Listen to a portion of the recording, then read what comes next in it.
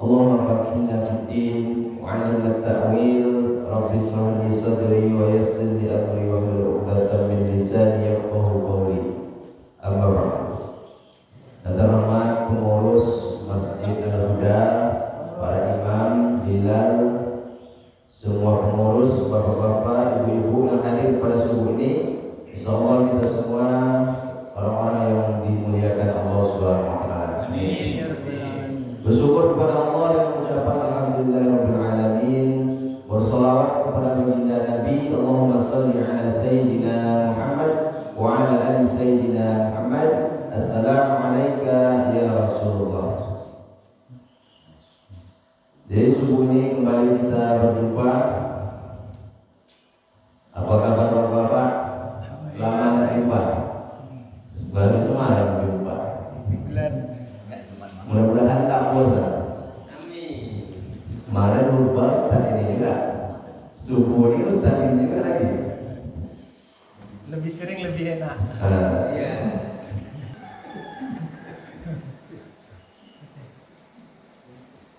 Jadi kemarin banyak yang bertanya juga. Besok Sabtu kan 17 Agustus. Kita tetap kajian atau enggak? Jadi saya jawab, ya kita tetap kajian. Tidak ada pengaruhnya karena upacara nanti jam 8 ya, jam 8 ya. Kajian kita jam 6.30 insyaallah selesai. Jadi jangan sampai memperingati kemerdekaan ini mengganggu kegiatan kita yang lainnya yang biasa kita lakukan. Hujan. Mudah-mudahan hujan ini membawa berkah. Maka subuh ini kita lanjutkan kajian hadis Arba'in Imam An-Nawawi rahimahullah sampai masuk pada hadis yang ke-21. Hadis yang ke-21. Nah, silakan dibuka bukunya, hadis ke-21. Judulnya Istiqamah dan Iman.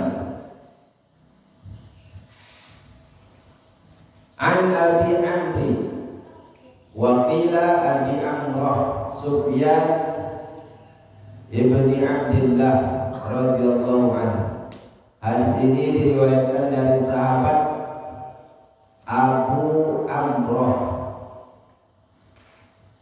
Abu Amir, atau ada juga yang menyebutnya Abu Amrah. Nama dia Sufyan bin Abdillah radhiyallahu anhu.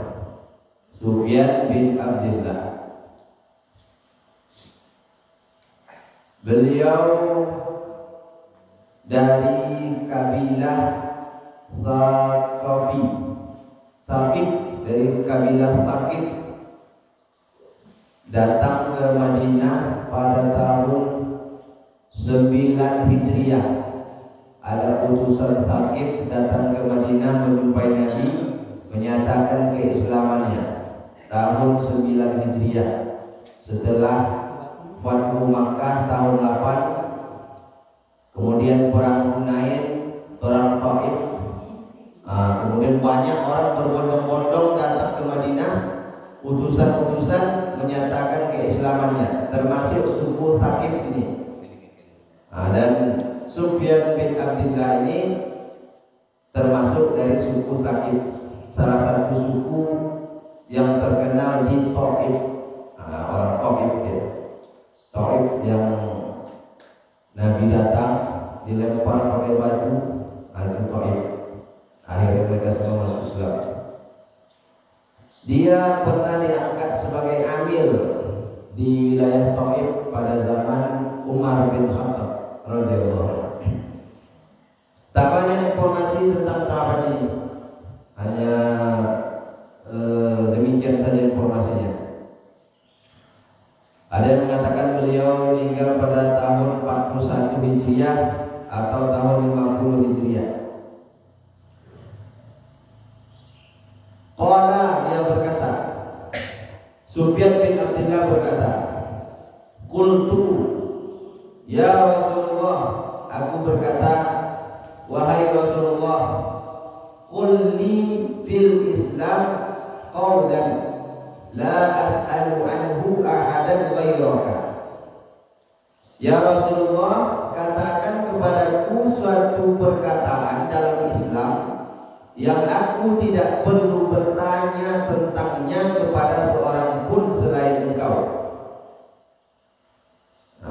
Ya Rasulullah, ajarkan kepadaku satu perkataan, satu kalimat yang pendek, yang singkat, yang padat. Pendek, singkat, padat dalam syariat Islam, sehingga aku tidak perlu lagi penjelasan dari orang lain untuk menjadi dasar saya beramal. Itu maksudnya. Dia minta satu kalimat yang pendek, singkat, dan mencakup semuanya. Maka ini menunjukkan bahwa para sahabat itu sangat semangat dalam mencari ilmu. Bertanya mereka, banyak yang minta wasiat, minta pesan ke Nabi, banyak yang bertanya. Maka Nabi menjawab. Nah, inilah jawaban Nabi, inilah yang kita kaji pada subuh ini. Pendek saja kalimatnya. Qul, qala, Nabi bersabda, qul amantu billah tsumma istaqim. Qul amantu billah tsumma istaqim. Katakanlah aku beriman kepada Allah, tsumma istaqim, kemudian istiqamah. Istiqamah. Maka ini kalimatnya pendek, padat, berisi, termasuk jawami'il kalim, termasuk mukjizatnya Nabi. Kalimat pendek tapi maknanya dalam, luas makna. Kalau kita banyak cakap kita tak bermakna. Kalau Nabi pendek kalimatnya bermakna. Katakan aku beriman kepada Allah, kemudian istiqomah. Berapa banyak pada subuh ini hamba-hamba yang diberikan oleh Allah hidup sama seperti kita. Hidup, sama-sama hidup. Diberikan oleh Allah nafas sama seperti kita. Diberikan oleh Allah detak jantung masih berdetak sama seperti kita. Aliran darah sama seperti kita. Juga diberikan oleh Allah sehat sama dengan kita. Kakinya masih sehat, tangannya masih sehat, matanya masih sehat, badannya masih sehat, kantongnya masih sehat. Itu penting. Tapi tidak ada duduk bersama kita pada subuh ini. Tidak ada datang salat subuh ke masjid. Umurnya panjang, hidup sehat, apa yang kurang dari mereka? Maka yang kurang, yang hilang dari mereka adalah istiqamah iman. Inilah yang hilang. Dicabut oleh Allah nikmat itu. Maka tak ada lagi rasa takut yang meninggalkan sholat subuh. Tak ada rasa rugi dalam hatinya itu. Tak dapat qobliyah subuh, tak dapat subuh berjamaah, santai saja, tak ada merasa apa-apa, karena dicabut oleh Allah nikmat istiqamah. Padahal nikmat inilah yang paling berharga dalam hidup kita. Karena kalau hanya sekedar hidup, kalau hanya sekedar sehat, binatang pun hidup sehat. Ya Pak, binatang pun hidup sehat. Apa beda kita dengan binatang? Kalau tak ada istiqamah iman. Maka hadis ini walaupun singkat, tapi maknanya sangat dalam dan luas. Ada dua kata kunci dalam hadis ini. Yang pertama iman, yang kedua istiqamah. Dua kata kunci, iman, istiqamah. Kita bahas satu-satu. Kita mulai dari pertanyaan, apa itu iman? Apa itu iman? Apa iman? Dulu kita diajarkan di sekolah, iman artinya percaya. Percaya kepada Allah, percaya kepada malaikat, percaya kepada kitab.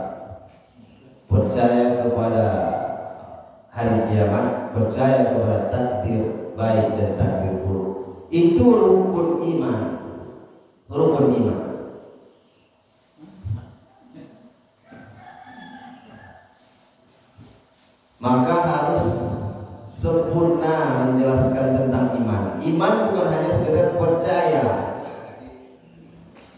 Meskipun dalam hadis ini disebutkan oleh Nabi, "Qul," katakan bahwa aku beriman. Bukan berarti iman itu hanya sekedar ucapan lisan saja. Iman bukan hanya sekedar ucapan lisan, tapi dia harus mencakup 3 iman itu. Baru dikatakan beriman kalau sudah terpenuhi 3. Yang pertama diyakini dalam hati, yang kedua diucapkan dengan lisan, yang ketiga dibuktikan dengan amal perbuatan. Begitu dalam hadis disebutkan, hadis riwayat Ali bin Abi Thalib, qala Rasulullah sallallahu alaihi wasallam, al-iman ma'rifatun bil qalbi. Iman itu pengetahuan dalam hati. Wa qaulun bil lisan, diucapkan dengan lisan. Wa amalun bil arkan, dan dibuktikan dengan amal perbuatan. Begitu Ahlus Sunnah wal Jamaah meyakini makna iman. Harus lengkap 3-tiganya. Diyakini dalam hati bahwa benar Allah itu ada, bahwa benar hanya Allah yang layak untuk disembah, tak ada yang lain. Kemudian diucapkan dengan lisan. Kalau hanya sekedar meyakini dalam hati saja, belum diucapkan, belum beriman. Banyak saudara-saudara kita dalam hatinya itu yakin dia, yakin dia ini agama Islam betul, cuma mengucapkannya belum bisa. Takut keluarganya tahu, takut diusir dari rumah, maka belum beriman. Kalau meninggal dia, mati dia, belum termasuk orang beriman, karena belum diucapkan dengan lisan. Maka harus diucapkan dengan lisan, asyhadu an la ilaha illallah wa asyhadu anna Muhammadar Rasulullah. Setelah diucapkan dengan lisan, belum cukup juga. Diyakini dalam hati, diucapkan dengan lisan, belum cukup juga. Harus ada syarat yang ketiga, wa amalu bil arkan, dibuktikan dengan amal perbuatan. Ahlan wa sahlan ya Syekh.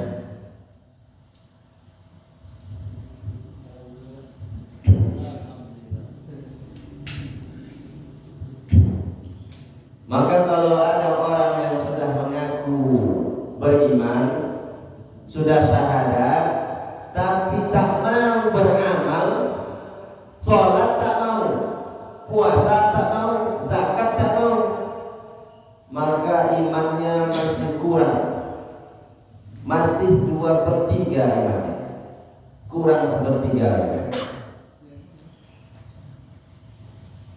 1/3 lagi nanti dicuci di neraka kalau tak mau beramal.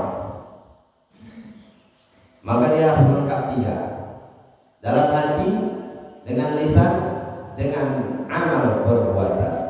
Begitu Ahlus Sunnah wal Jamaah memahami tentang iman. Kalau yang lain banyak, ada Murji'ah, aliran Murji'ah. Menurut mereka iman itu hanya dalam keyakinan dalam hati dan ucapan saja. Yakin dalam hati, diucapkan, tak perlu beramal, sudah cukup. Menurut Murji'ah. Ada lagi menurut Karamiyah, iman adalah ucapan di lisan saja, cukup. Ada lagi menurut Jabariyah, iman itu pengenalan dalam hati saja. Dalam hati saja tidak diucapkan, tidak diamalkan, sudah cukup. Maka kita Ahlus Sunnah wal Jamaah harus syarat iman harus 3. Kalau tidak terpenuhi 3 ini, belum bisa dikatakan beriman. Itu makna iman. Paham kan? Paham ya? Iman dalam hati, ucapkan dengan lisan, dibuktikan dengan amal perbuatan. Lalu selanjutnya, apa itu istiqomah? Ini jemaah istiqomah sudah datang.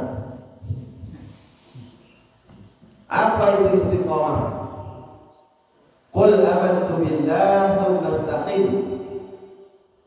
Katakan aku beriman kepada Allah, tsumma istaqim. Nama sifatnya istiqamah. Nama orangnya yang memiliki sifat itu mustaqim. Jadi kalau ada orang yang namanya mustaqim tidak istiqomah, tukar namanya. Doakan mudah-mudahan mustaqimnya ini istiqomah. Amin.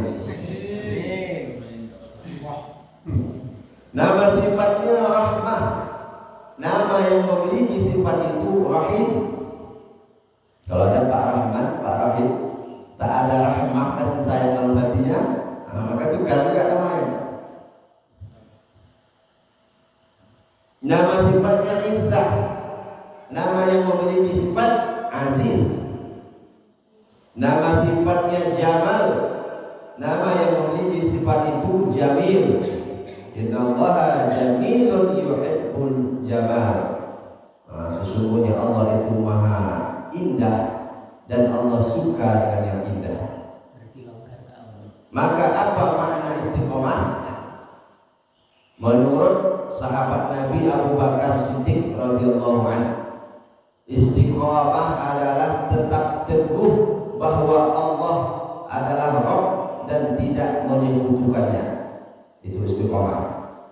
Menurut Ibnu Katsir, istiqomah adalah mengucapkan Tuhan kami adalah Allah, kemudian berpegang teguh kepadanya sampai mati. Menurut Buya Hamka dalam tafsirnya, istiqomah adalah tegak lurus. Tegak lurus, teguh pendirian, tidak menyeleweng ke kiri, tidak menyeleweng ke kanan, dan juga tidak mundur. Itu istiqomah menurut Buya Hamka. Tegak lurus, tidak ke kiri, tidak ke kanan, tidak mundur, maju terus.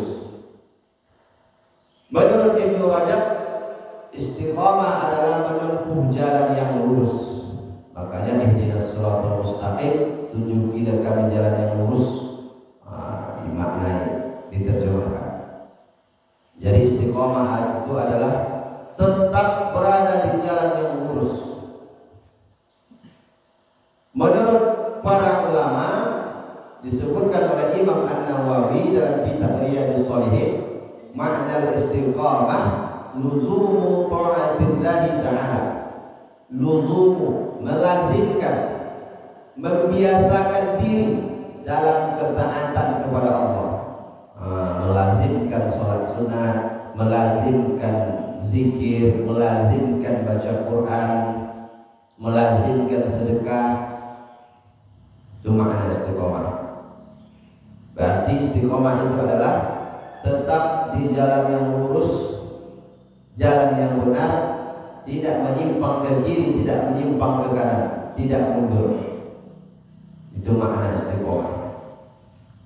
Kalau tetap di jalan yang lurus tapi salah, itu bukan istiqomah. Contoh, tetap setiap sholat masbuk. Ini bukan istiqomah. Istiqomah bapak ini sholat masbuk terus. Bapak ini dari dulu sedekahnya 2.000 saja. Ini bukan istiqomah bapak ya. Itu bukan istiqomah. Pelit. Nah, jadi istiqomah itu di jalan yang benar. Kalau jalan yang salah tidak. Maka pesan Nabi kepada sahabat Sufyan bin Abdullah dalam hadis ini, qul amantu billah tsumma istaqim. Maknanya perbaharuilah iman kamu, diucapkan, diperbaharui, kemudian istiqomahlah. Istiqomah dalam hati, istiqomah dalam lisan, dan istiqomah dalam amal perbuatan. Imam Al-Qushairi wafat 465 Hijriah, seorang ulama tasawuf. Beliaulah orang yang pertama meluruskan kesesatan dalam ilmu tasawuf. Ketika itu banyak orang-orang sufi, orang-orang tasawuf itu sudah mulai sesat, terbagi dua. Yang satu sufi seperti zaman dulu tetap berpegang teguh kepada syariat. Yang satu lagi cukup hakikat saja, syariat ditinggalkan. Tak ada sholat tak lagi. Yang penting karomah, hakikat saja yang penting, syariat ditinggalkan. Imam Al-Qushairi datang meluruskan itu. Ditulisnya kitab Ar-Risalah Al-Qushairiyah. Dijelaskannya bahwa tasawuf itu harus tetap berpegang teguh kepada syariat. Kalau tidak ada syariat, meninggalkan syariat berarti sesat. Sampai sekarang banyak juga seperti itu orang. Kadang karena sudah terlampau tinggi gajinya, sholat tak lagi. Banyak tuh. Hati-hati Bapak kalau jumpa orang diajak ngaji, rupanya sholat wajib 5 waktu ini tak perlu kita kerjakan. Ini tak paling banyak pengikutnya. Kawan itu, oh iya, ikolnya orang cari selalu. Banyak pengikutnya. Yang penting hakikat saja, dalam hati saja. Maka Imam Al-Qushairi meluruskan ini. Kata beliau, al-istiqamah khairun min alfi karamah. Istiqamah itu lebih baik dari 1000 karamah. Ada orang yang punya 1000 karamah, lebih baik satu istiqamah daripada 1000 karamah.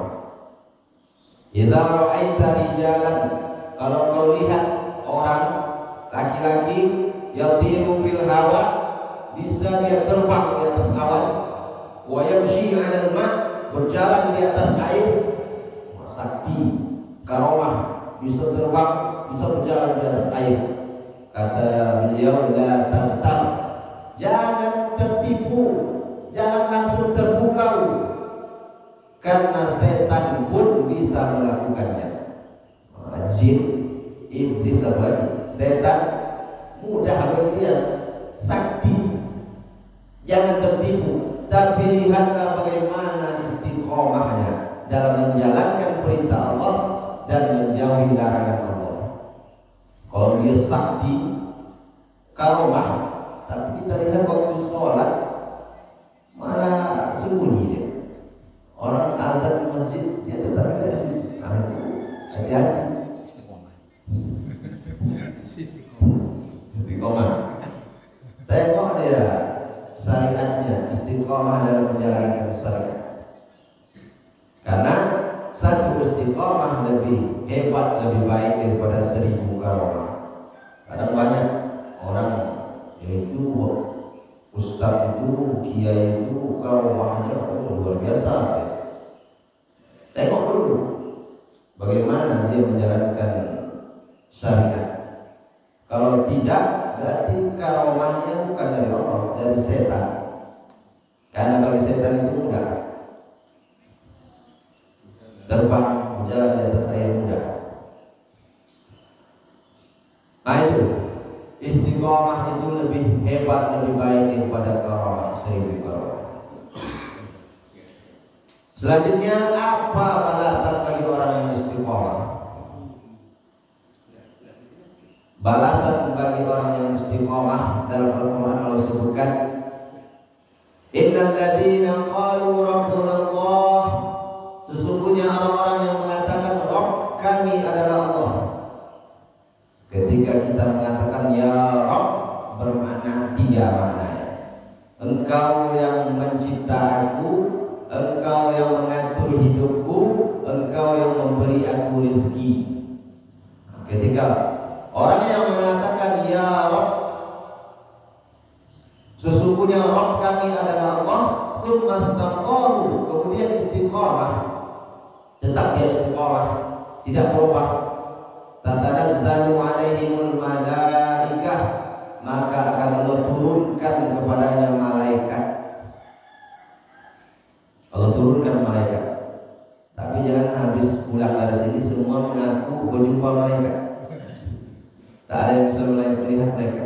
Lalu apa maksud dalam ayat ini? Menurut ulama ahli tafsir, Allah turunkan malaikat itu ketika sakratul maut. Ketika sakratul maut, di saat yang paling genting, di saat yang paling berat ujiannya, cobaannya, ketika itulah Allah turunkan malaikat.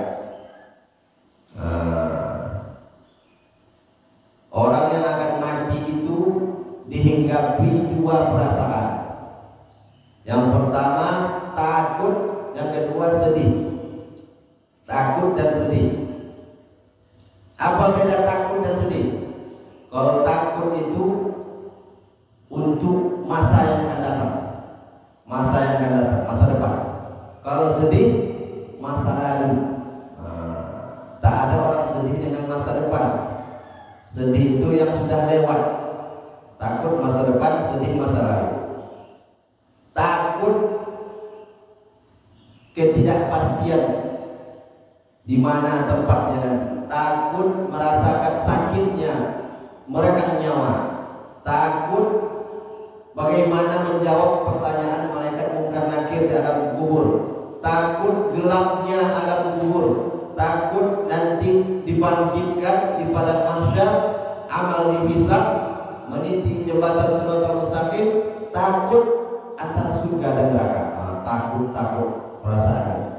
Yang kedua sedih meninggalkan anak yang belum sempat dinikahkan, sedih meninggalkan cucu-cucu yang lagi lucu-lucunya, sedih meninggalkan istri yang akan diambil oleh berondong manis, sedih meninggalkan mobil yang belum lunas cicilannya, sedih meninggalkan rumah yang baru siap dibangun belum sempat ditempati, sedih meninggalkan kaplingan yang setiap hari dijenguk. Orang salat subuh dia sudah berangkat menjenguk kebun, setiap hari dijenguk, dipedulikan, begitu baru buah pasir mati pula. Sedih dia. Jangankan dia, kita yang mendengar cerita itu sedih kita. Jangankan dia yang merasakan sedih. Sedih meninggalkan dunia beserta isinya. Sedih. Dua perasaannya, takut dan sedih. Dan penyakit yang paling berbahaya di dunia ini bukan jantung koroner, bukan diabetes meletus, bukan kolesterol, bukan asam urat, bukan itu semua. Tapi penyakit yang paling mengerikan adalah takut dan sedih dia. Takut dan sedih. Berapa banyak orang yang karena terlampau sedih ditinggal orang yang dia sayang, kemudian sedih berkepanjangan sampai-sampai membuat tak selera makan, tak makan, naik asam lambung, lemas, loyo, mati, mati juga. Gara-gara sedih, terlampau sedih, gara-gara terlampau takut, naik kambuh, darah tinggi, naik kolesterol, berkunang-kunang, mati juga. Maka sedih dan takut ini penyakit yang paling berbahaya. Gara-gara sedih dan takut kambuh semua penyakit yang lain. Awalnya tidak sakit pun bisa jadi sakit. Maka luar biasa takut dan sedih. Cobalah tanya dokter. Ada orang kadang tak makan kambing, tapi kok bisa naik darah tinggi, naik kolesterol. Gimana itu dok? Kata dokter itu faktor psikis, faktor psikologi. Karena terlampau cemas, walaupun sudah dijaga makanan, tapi tetap juga naik gula darah, naik darah tinggi. Karena faktor psikis, terlampau cemas melihat kawan beli mobil baru, cemas melihat kawan beli rumah baru. Rupanya bukan cuma rumah baru, istri pun baru, mati dah. Memikirkannya, kok bisa ada kawan beli dapat istri baru, awak belum dapat. Gimana bentuknya? Pusing pula dia mikirkan. Berapa banyak penyakit yang berat, tapi kalau orang itu tidak terlampau cemas, bisa sembuh, sehat. Divonis, ini bapak, umur bapak sekian lagi, tinggal setahun. Tapi dia tidak terlampau memikirkannya, tetap juga dia tetap berobat, tapi dia biasa saja, sehat, tak mati. Dulu lah dokter yang memvonis itu mati. Berapa banyak pula orang yang cuma penyakit sepele, tapi gara-gara terlampau takut dipikirkannya terus, sampai ke rumah dipikirkan, kamu penyakit yang lain, akhirnya makin parah. Nah, dulu waktu corona itu kebanyakan orang yang meninggal itu karena terlampau takut, diisolasi, tak boleh jumpa dengan orang lain. Nah, itu yang membuat orang meninggal. Kalau yang tidak ke rumah sakit, di rumah saja sehat. Maka takut dan sedih. Dan rasa takut dan sedih ini tak pernah bisa lepas dari kita. Dulu waktu kita masih sekolah kelas 3 SMA, takutnya luar biasa, takut cemas kalau tak lulus ujian nasional. Banyak orang yang bunuh diri, tak lulus. Nanti nampaknya kalau sudah lulus ini tenang kita. Sudah lulus masih takut juga, takut tak bisa kuliah, takut tak bisa masuk universitas perguruan tinggi yang kita inginkan. Nanti ketika sudah masuk ini tenang kita.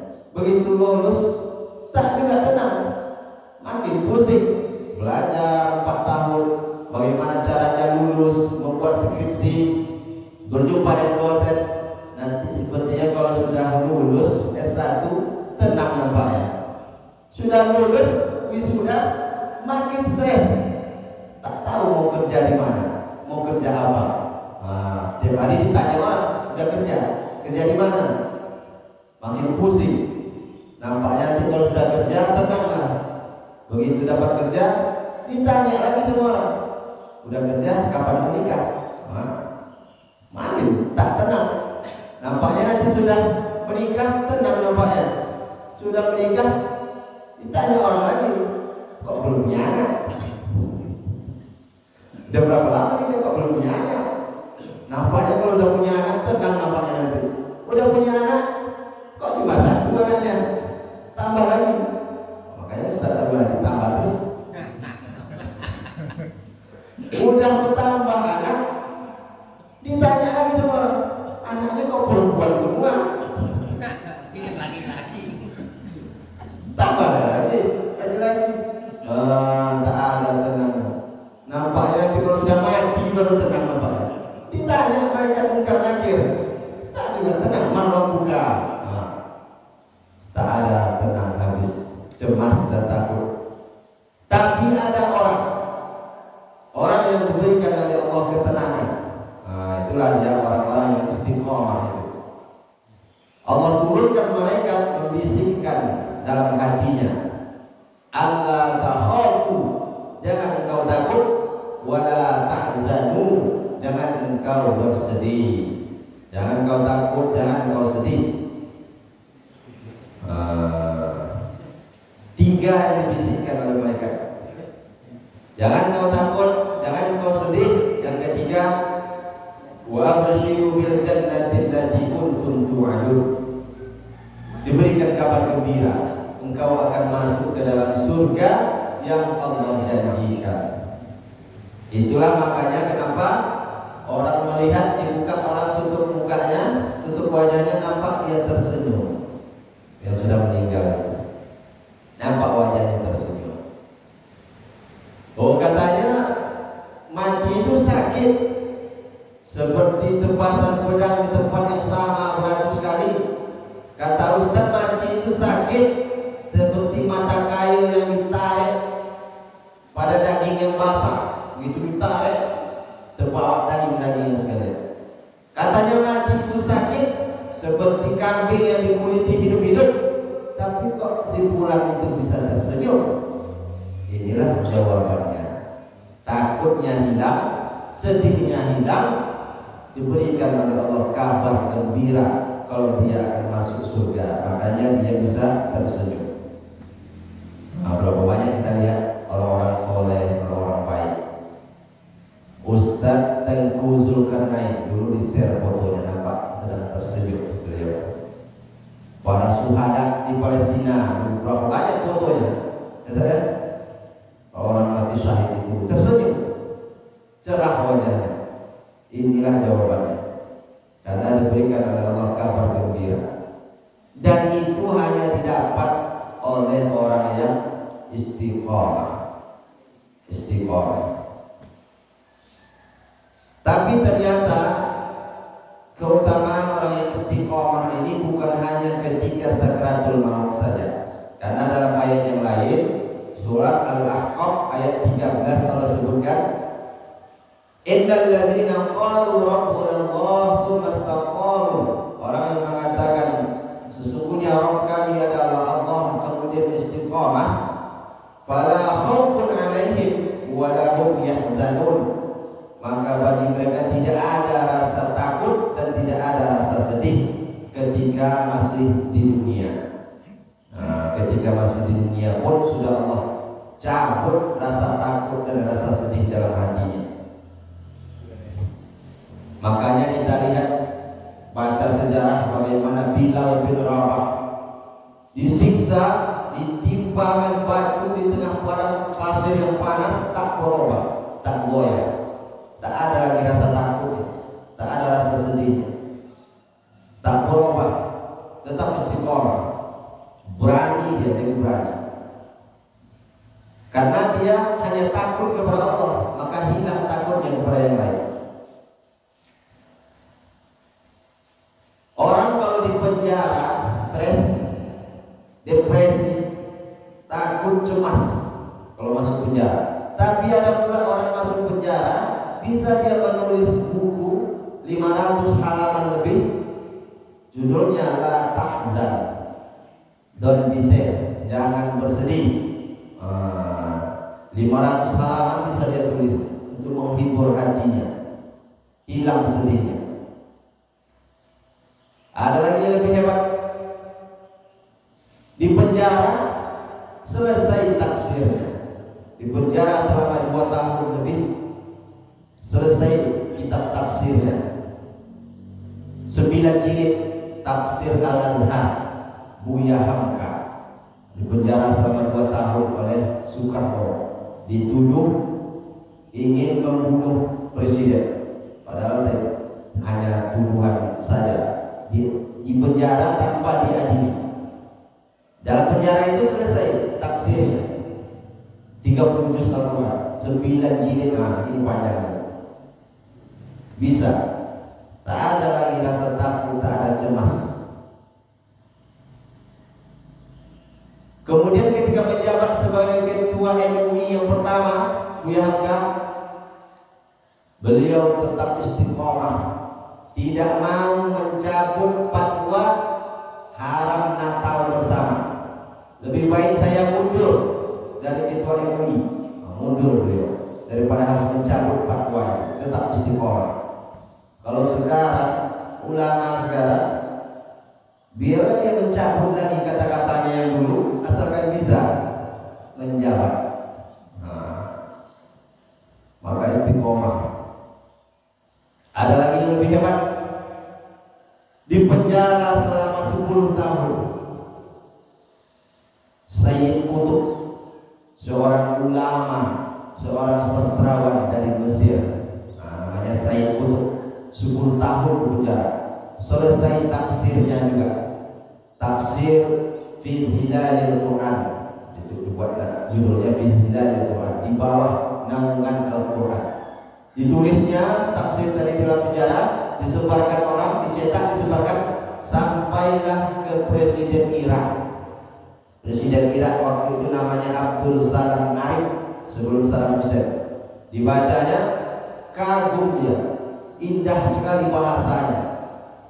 Maka dicarinya informasi, ternyata orang yang menulis itu bukan orang yang sedang berada di tengah kebun yang indah, pemandangan yang indah, cuaca yang sejuk, tapi itu ditulis di dalam ruang yang sempit, sel yang sempit, di tempat yang bau, bawah tanah penjaranya. Semua sampah orang di penjara itu diletakkan di depan pintu dia, supaya dia tersiksa, bau busuk, tapi bisa selesai tafsir. 12 jilid kalau bahasa Indonesia, bahasa Arab 6 jilid. Kagum Presiden Irak tadi, ditulisnya surat kepada Presiden Mesir waktu itu, Gamal Abdul Nasir, supaya minta dibebaskan. Karena orang dibekawan, maka dibebaskanlah Sayyid Qutb setelah 10 tahun penjara. ditangkap lagi Said Qutb. Baru 8 bulan bebas, ditangkap lagi, dipenjara lagi, kemudian diutus utusan datang kepada dia. Said Qutb bisa diampuni, bisa bebas kalau mau menulis surat permohonan maaf kepada Presiden Abdul Gamal Abdul Nasir. Tulis, saya minta maaf kepada Presiden. Apa kata Said Qutb? Telunjuk yang mempersaksikan Allah dalam setiap sholat tidak akan menulis satu huruf pun untuk tunduk kepada penguasa taghut. Sampai ke telinga Gamal makin marah lagi. Maka diputuskan Said Qutb digantung hukuman mati. Kata perwira yang diutus tadi, coba pikir-pikir lagi Said, kalau tidak ini berarti kematian.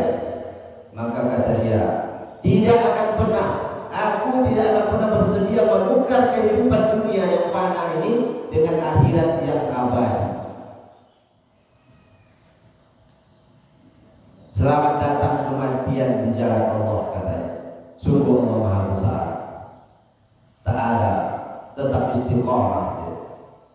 Maka syahidlah Said Qutb tahun 1966 digantung, mati syahid. Ulaika ashabul jannah khalidina fiha. Sambungan ayat tadi, mereka itu orang-orang yang istiqomah tadi, tempatnya adalah surga dan mereka khalidina fiha, mereka kekal di dalamnya. Jazaan bima kanu ya'malun, itulah sebagai balasan atas perbuatan mereka, atas amal mereka ketika di dunia. Masuk surga orang-orang yang istiqomah itu.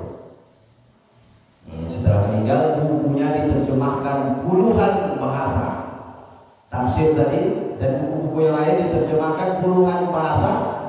Mengalirlah semua itu sebagai amal pahala darinya bagi Said Qutb.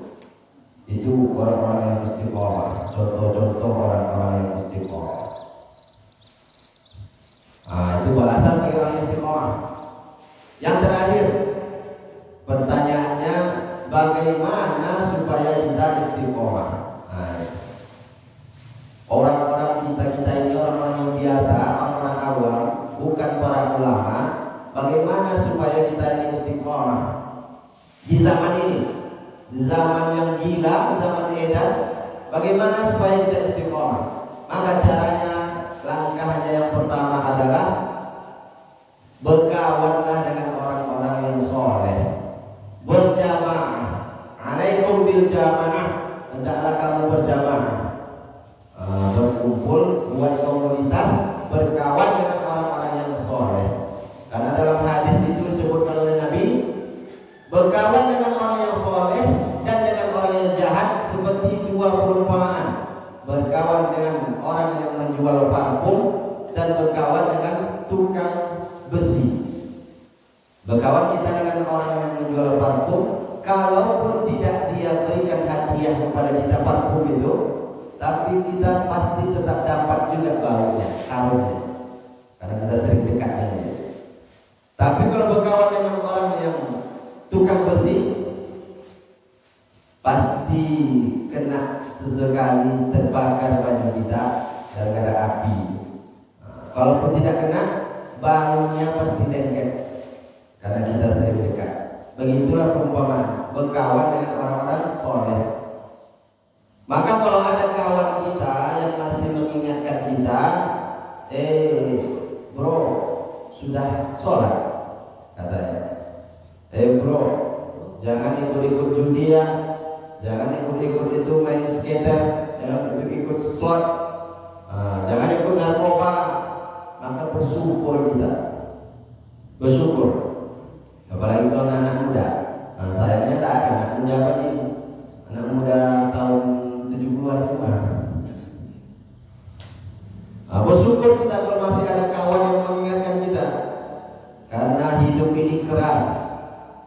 banyak kawan ketika kita senang, banyak kawan kita.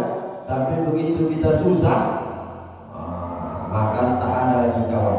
Disitulah baru nampak kawan nanti. Kalau ketika kita sedang senang tertawa bersama, banyak kawan. Maka kalau masih ada kawan yang mengingatkan kita, peganglah dia erat-erat. Jangan putuskan silaturahim, tetap berkawan, karena itulah kawan yang sesungguhnya. Kalau ada orang yang datang ke rumah kita mengetuk pintu kita, Pak, Assalamualaikum, ayo Pak, kita di masjid, ayo kita ramaikan masjid kita, maka bersyukur kita kalau masih ada orang yang mengingatkan kita seperti itu.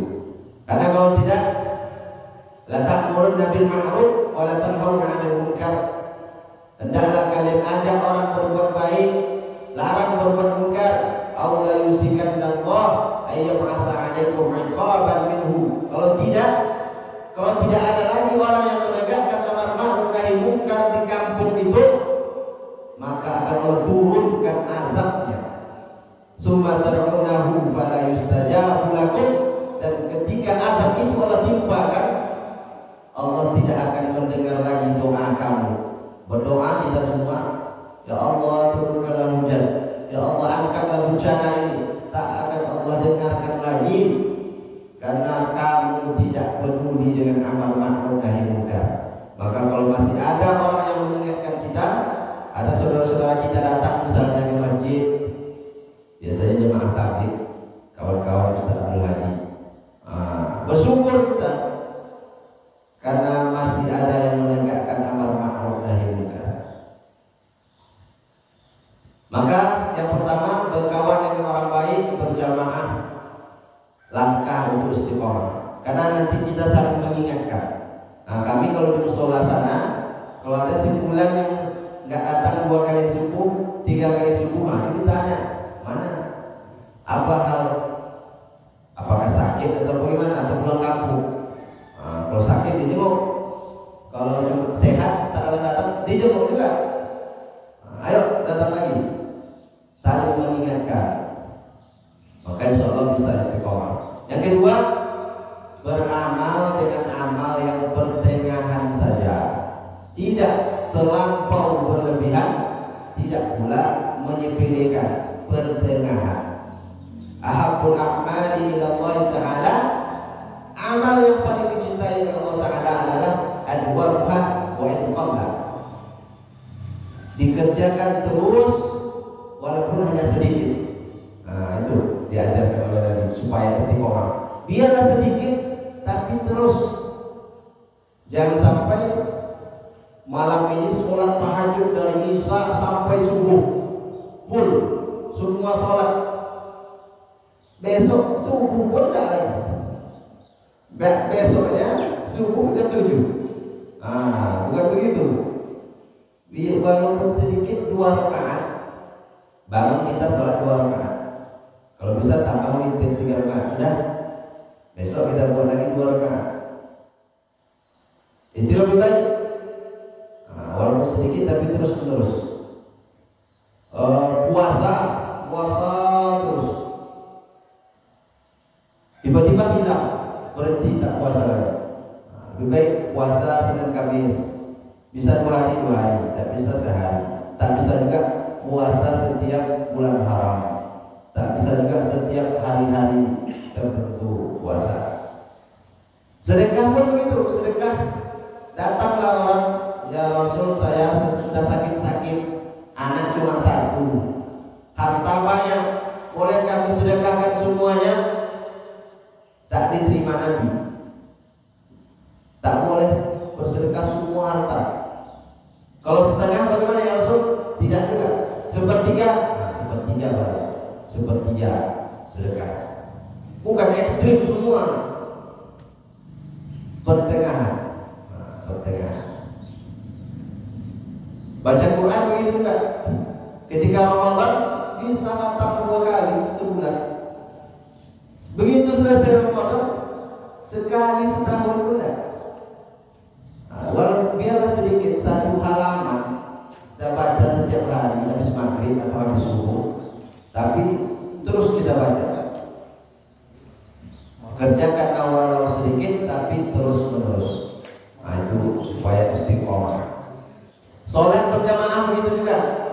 sholat berjamaah, kalau bisa kita 5 waktu, alhamdulillah. Tapi kalau tak bisa, zuhur, asar kita kerja, maka paling tidak maghrib, isya, subuh, usahakanlah sholat berjamaah. Perlahan. Awal-awalnya maghrib saja dulu datang, maghrib. Besok isya, besok subuh. Nah, begitu berproses supaya bisa istiqomah. Yang terakhir, yang ketiga, kita ikat usaha kita tadi dengan doa, berdoa kepada Allah. Doa yang diajarkan dalam Al-Quran, Rabbana la tuzigh qulubana. Ya Allah, ya Tuhan kami, jangan Engkau palingkan hati kami ba'da idh hadaitana, setelah Engkau beri hidayah kepada kami. Wa hab lana min ladunka rahmatan wa innaka antal wahhab. Karena sesungguhnya Engkaulah yang maha memberikan karunia kepada kami dan rahmat dari sisi-Mu. Rabbana la tuzigh qulubana ba'da idh hadaitana wa hab lana min ladunka rahmatan innaka antal wahhab. Kalau bisa dihafal doa ini, jangan pernah ditinggalkan. Dalam hadis diajarkan oleh Nabi, Allahumma musarrifal qulub, sarrif qulubana ala ta'atik. Ya Allah, Engkau yang maha membolak-balikkan hati, kokohkan hati kami untuk taat kepada-Mu, supaya selalu taat kepada-Mu. Dalam teks yang lain, ya muqallibal qulub, tsabbit qulubana ala dinik. Kokohkan hati kami dalam agama. Doa-doa supaya kita istiqomah. Itu 3 cara istiqomah. Ingat, yang pertama berkawan berjamaah dengan orang-orang baik, orang-orang soleh yang akan mengingatkan kita. Itu makanya kita buat pengajian kita ini keliling supaya kita berjamaah.